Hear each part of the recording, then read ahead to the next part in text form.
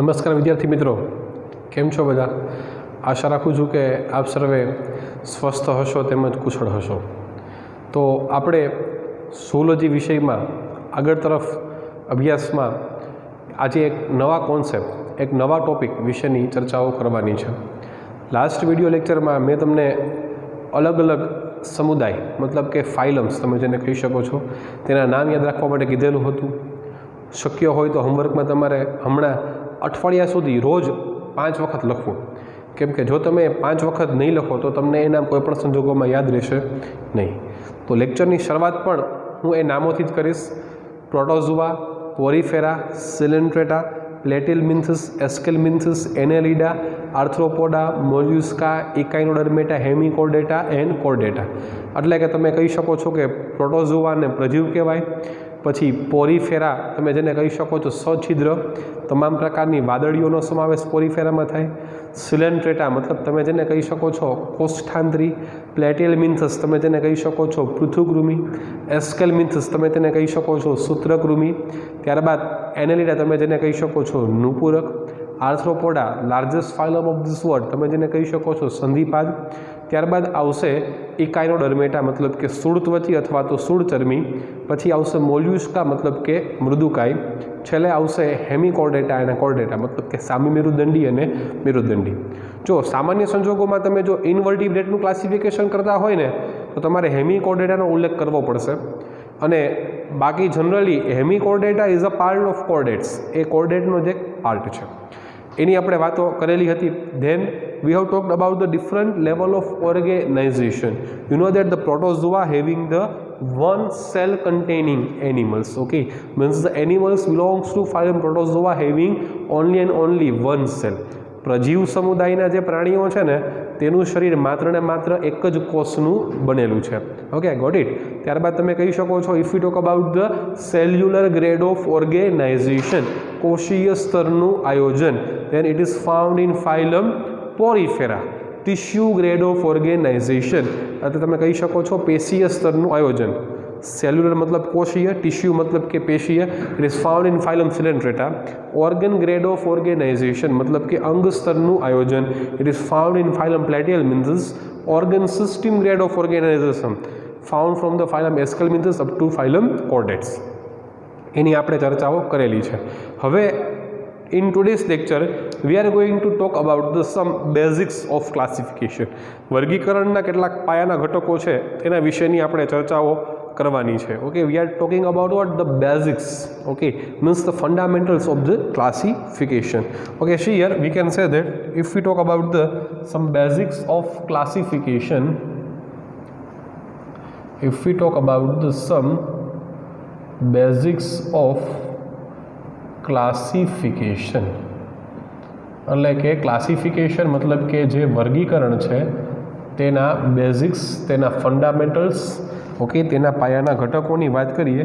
So first of all I am going to write here the definition of the biological classification. પહેલાં તો હું અહીંયા જૈવિક વર્ગીકરણની વ્યાખ્યા લખીશ. Okay, what is the definition of biological classification? It is one type of scientific method. Classification is what? It is one type of scientific method in which we can say that in which living organisms, okay, in which living organisms are arranged, are arranged or placed, in which living organisms are arranged or placed into same or different type of taxa, into same or different types of taxa. આ ટેક્ઝા છે ને, ટેક્ઝા એ નવો શબ્દ છે. ટેક્ઝાને તમે કહી શકો વર્ગ, ગુજરાતીમાં શું કહી શકો? વર્ગ. Okay, into same or different type of taxa according to what?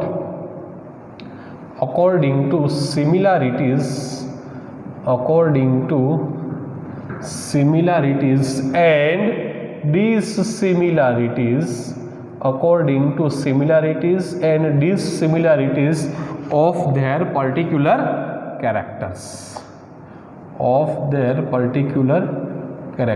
So it is what? It is the definition or the meaning of biological classification, મતલબ કે જૈવિક વર્ગીકરણની વ્યાખ્યા હોમવર્કમાં 5 વખત જોશે. ઓકે, હોમવર્કની બુકમાં 5 વખત વ્યાખ્યા લખી નાખવી. Okay, what is the definition or meaning of the biological classification? It is one type of scientific method. જો 3 ભાગમાં વ્યાખ્યા વિભાજિત છે. એક એવા પ્રકારની વૈજ્ઞાનિક પદ્ધતિ in which living organisms are arranged or placed into same or different type of texture, કે જેમાં સજીવોને, લિવિંગ ઓર્ગેનિઝમ મતલબ કે સજીવો, કે જેમાં સજીવોને કેમાં તો કે સમાન અથવા તો અલગ અલગ કક્ષા એટલે કે વર્ગકમાં મૂકવામાં આવે છે.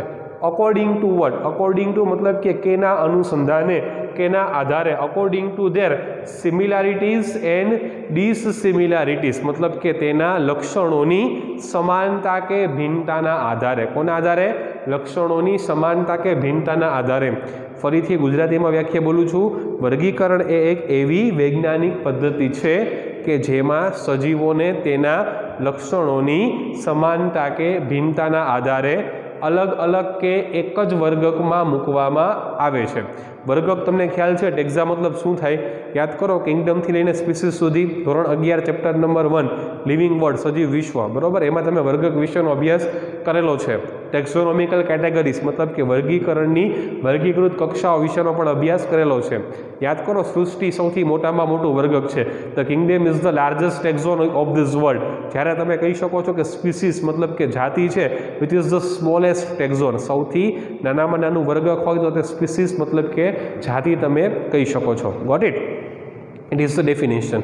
Now what about the basis of classification? મતલબ કાંઈ નહીં, ક્લાસિફિકેશન મતલબ કે વર્ગીકરણનો આધાર કઈ બાબતો પર રહેલો છે. સો first of all V can say that type of digestive system. Okay, classification is based on the types of digestive system, મતલબ કે તમે કહી શકો છો કે પાચન તંત્રના પ્રકારના આધારે.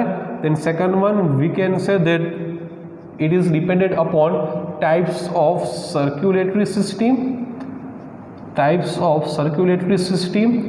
Circulatory system ને તમે કહી શકો છો પરિવહન તંત્ર. શું કહી શકો? પરિવહન તંત્ર. ઓકે, પરિવહન એટલે કે વાહન નથી હો, આમાં વળી કે વાહન વ્હીકલ એવું નથી. પરિવહન તંત્ર મતલબ કે શરીરમાં આવેલા પરિવહન તંત્ર. આપણા બોડીમાં 2 પ્રકારના પરિવહન તંત્ર હોય. There are been 2 types of circulatory systems found in our body. First one is what? First one is the blood system. તમે જેને કહી શકો છો રુધિરાભિસરણ તંત્ર. And second one is the lymphatic system. તમે જેને કહી શકો છો કે લસિકા વહન તંત્ર. એટલે રુધિરાભિસરણ તંત્ર એમાં બ્લડની વાત આવશે અને લિમ્ફેટિક સિસ્ટમ એમાં લસિકાની વાત આવશે. એ બે આપણા બોડીના શું છે તો કે પરિવહન તંત્ર છે. And third basis V can say that the types of reproductive system. એટલે કે રિપ્રોડક્ટિવ સિસ્ટમ ડેવલપ છે, વેલ ડેવલપ છે કે ડેવલપ નથી. ઓકે, એ સેક્સ્યુઅલ છે એના અનુસંધાને. Then we can say that the nature of coelom. ચલો, સિલોમને તમે શું કહી શકો છો? સિલોમને તમે દેહકોષ્ઠ કહી શકો છો. શું કહી શકો? સિલોમને તમે દેહકોષ્ઠ કહી શકો. Okay, fifth one we can say that the depends upon the body symmetry. Okay, what is the meaning of body symmetry? Body સિમેટ્રીને તમે કહી શકો છો દૈહિક સમમિતિ. દૈહિક સમમિતિ મતલબ કાંઈ નહીં, સમમિતિ મતલબ કે શરીરનું વિભાજન છે. બોડીનું શું છે? ડિવિઝન છે. મીન્સ ધ બોડી સિમેટ્રી તમે તેને કહી શકો છો કે શરીરનું શું? તો કે શરીરનું વિભાજન, body symmetry. Okay, then what about the next one is about the embryonic layer. એટલે કે ગર્ભીય સ્તર. આઈધર ડિપ્લોબ્લાસ્ટિક ઓર ટ્રિપ્લોબ્લાસ્ટિક, દ્વિગર્ભસ્તરીય છે કે ત્રિગર્ભસ્તરીય છે. ઓકે, એટલે આવા ઘણા બધા પેરામીટર્સ હશે. એ પેરામીટર્સને અનુસંધાને તમે ક્લાસિફિકેશન, ઓકે, એટલે કે વર્ગીકરણનો આધાર બનાવી શકો.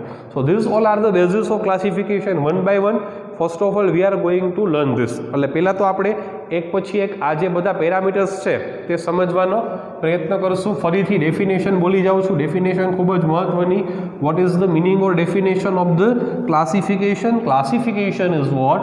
It is one type of scientific method in which living organisms are arranged or placed into same or different taxa according to similarities and dissimilarities of their particular character. मतलब કે વર્ગીકરણ એ શું છે? તો કે વર્ગીકરણ એ એક એવી વૈજ્ઞાનિક પદ્ધતિ છે કે જેમાં સજીવોને તેના લક્ષણોના આધારે લક્ષણોની સમાનતા કે ભિન્નતાના આધારે અલગ અલગ કે એક જ વર્ગમાં મૂકવામાં આવે છે. Okay, now V are going to start with the digestive track.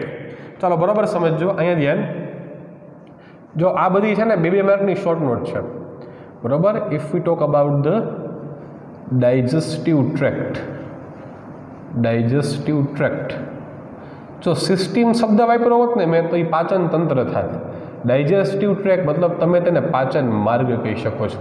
If we talk about the digestive track મતલબ કે પાચન માર્ગની વાત કરીએ then we can say that there are main two types of digestive tracts. બે પ્રકારના પાચન માર્ગ જોવા મળે છે.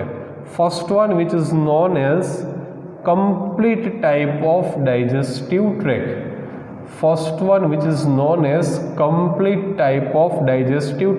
એટલે પેલો તમે કહી શકો છો પૂર્ણ પ્રકારનો પાચન માર્ગ. First one which is known as complete type of digestive track, પૂર્ણ પ્રકારનો પાચન માર્ગ. And second one which is known as incomplete type of digestive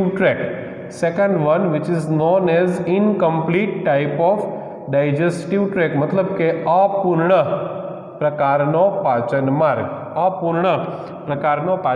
તો પાચન માર્ગ તમને 2 પ્રકારના જોવા મળે છે. પૂર્ણ પ્રકારનો પાચન માર્ગ અને અપૂર્ણ પ્રકારનો પાચન માર્ગ. Means complete type of digestive tract and incomplete type of digestive tract. Okay, ચલો very easy. First point we can say that if the digestive tract of any animal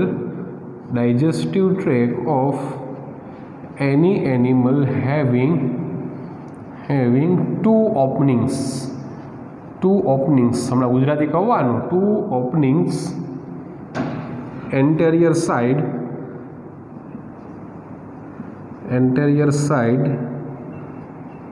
mouth and at posterior side anus, then it is known as the complete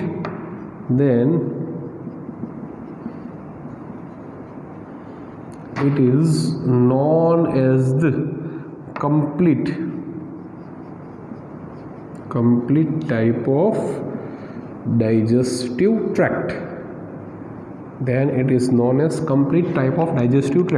ચલો શું કહી છે જો માઉથને હું મુખ કહી દઈશ, એનસને હું મળદ્વાર કહી દઈશ.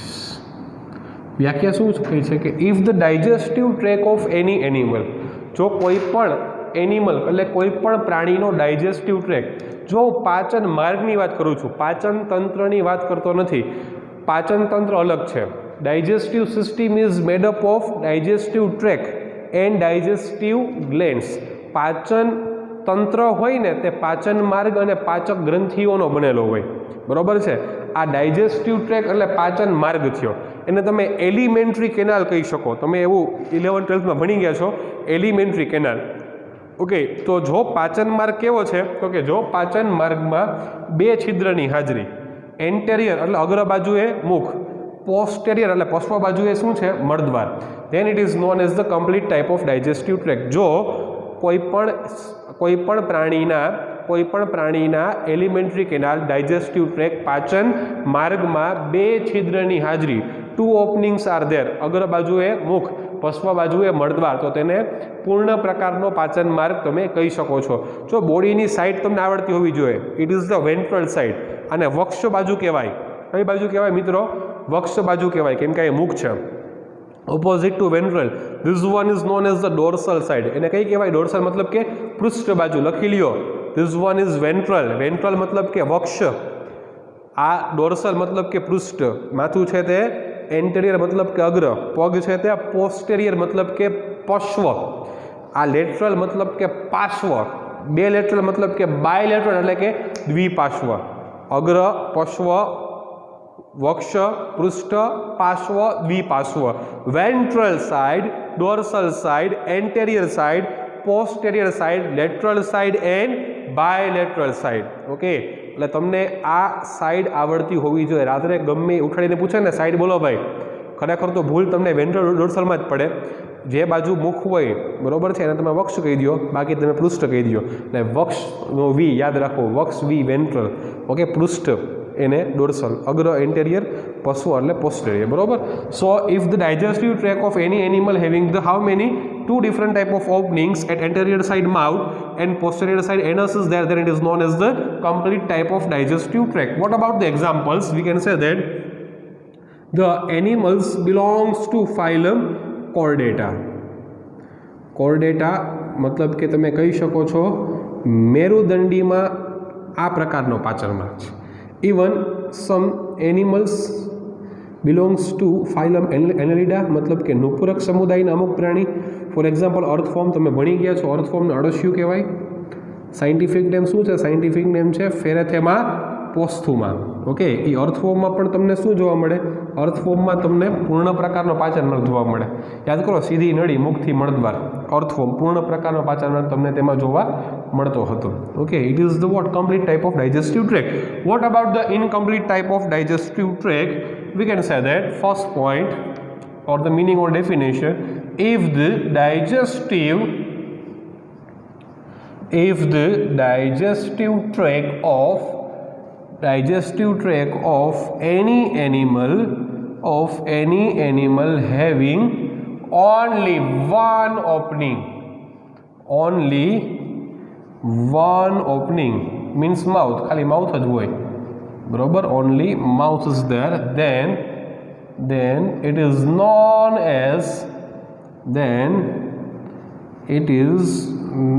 as incomplete type of digestive tract.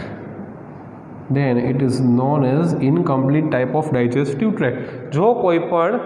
જો કોઈ પણ પ્રાણીના શરીરની અંદર તેના પાચન માર્ગમાં, એલિમેન્ટરી કેનાલમાં પાચન માર્ગમાં ખાલી એક જ ઓપનિંગની હાજરી. સી, અહીંયા બે ઓપનિંગ હતા, here two openings are there, here we can say that only one opening is there. Okay, એક ઓપનિંગ એટલે માઉથ જ હોય, મુખ જ હોય.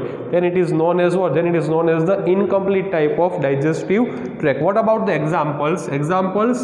વી can say that animals belongs to phylum પ્લેટીહેલ્મિન્થસ.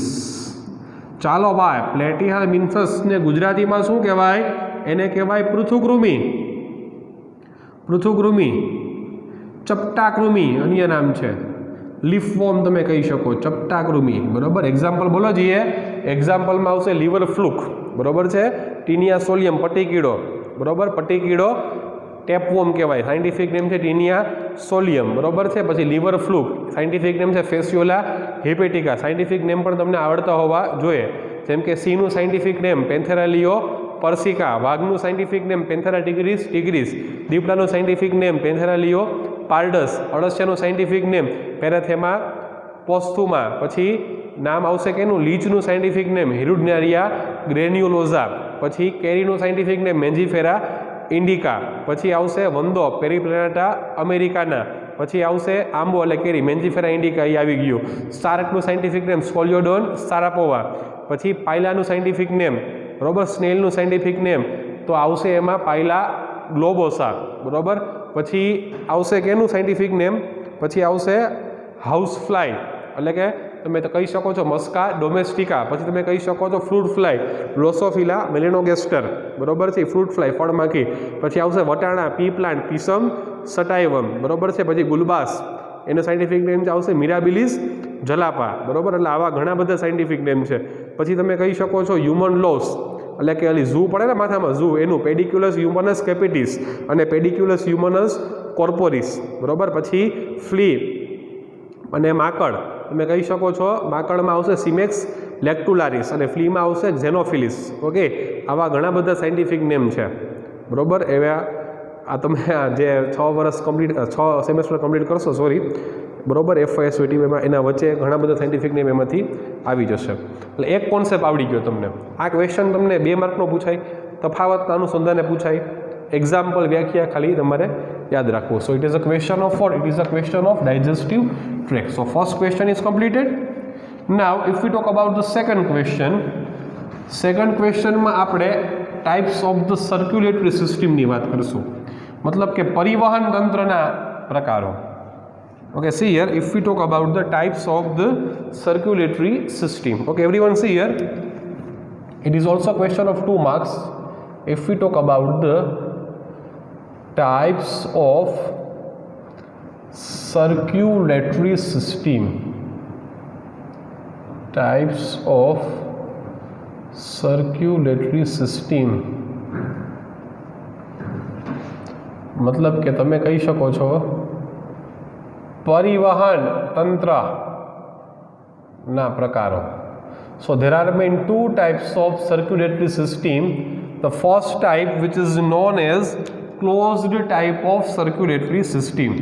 પ્રકાર નંબર 1 તમે તેને કહી શકો છો closed type of circulatory system. Closed type of circulatory system, મતલબ કે તમે કહી શકો છો બંધ પ્રકારનું પરિવહન. Okay, closed type of circulatory system, તમે કહી શકો છો કેવા પ્રકારનું? બંધ પ્રકારનું પરિવહન. And second type which is known as open type of circulatory system.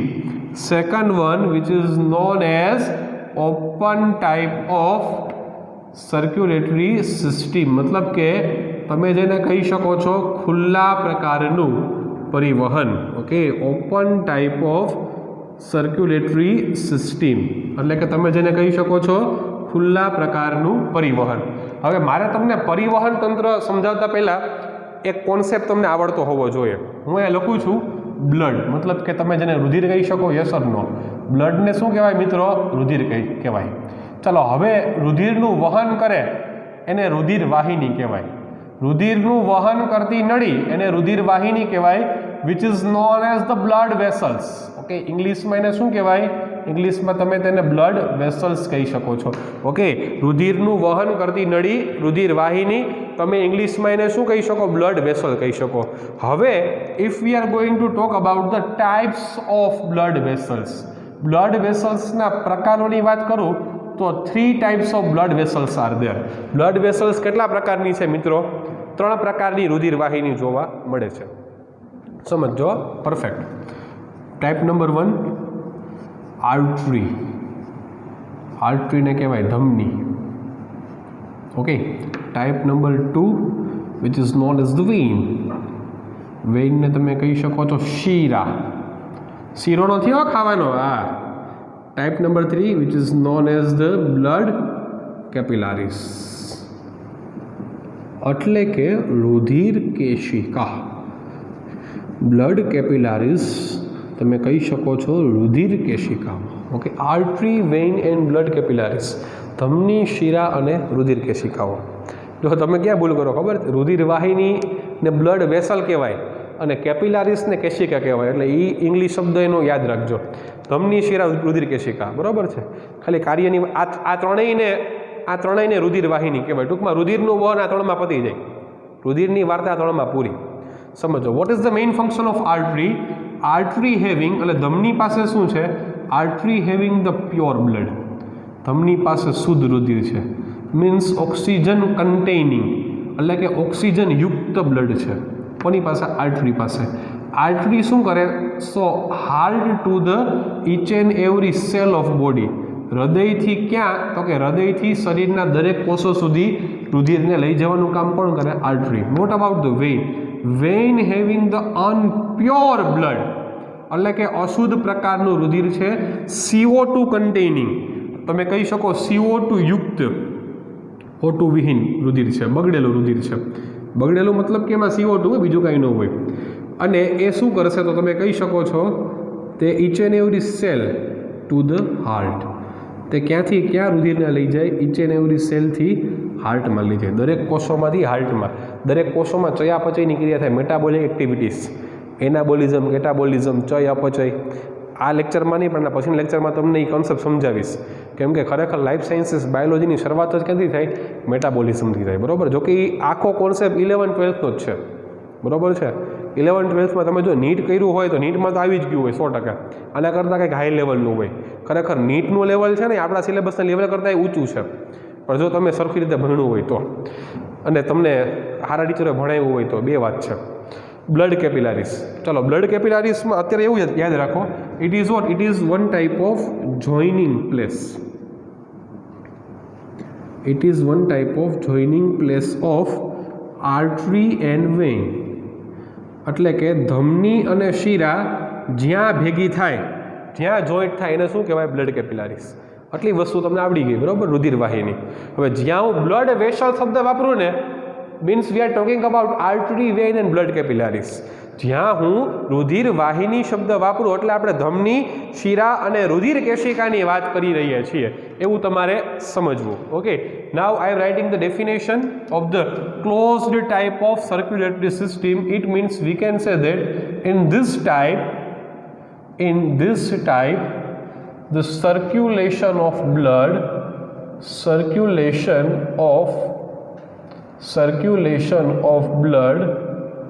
occur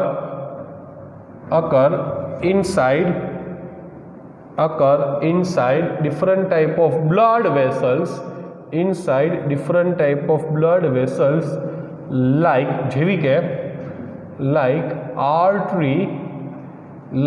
artery मतलब के धमनी, like artery, vein मतलब के शिराओं, and blood capillaries मतलब के रुधिर केशिकाओं.